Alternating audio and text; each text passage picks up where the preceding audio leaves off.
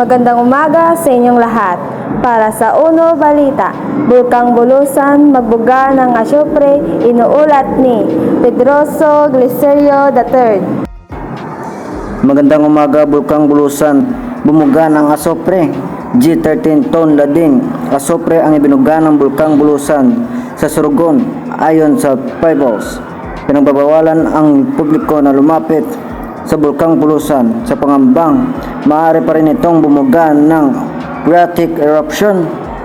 Pa sa taas sa diesel 1.70 pesos, sa gasolina nakaamba. Balita mula kay Justin Chichirita.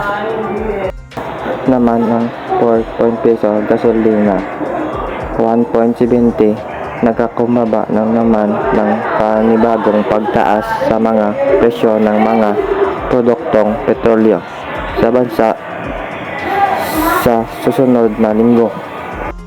Ang presyo ng diesel ay maaaring tumaas sa pagitan ng 4.20 at 4.50 kada litro, habang 1.40 habang 1.70 kada litro naman sa gasolina ayon sa isang oil industry. Ang pagpatuloy ng pagtaas ng presyo ng petrolyo ay epekto pa rin ng naganap na hidwaan sa pagitan ng Russia at Ukraine.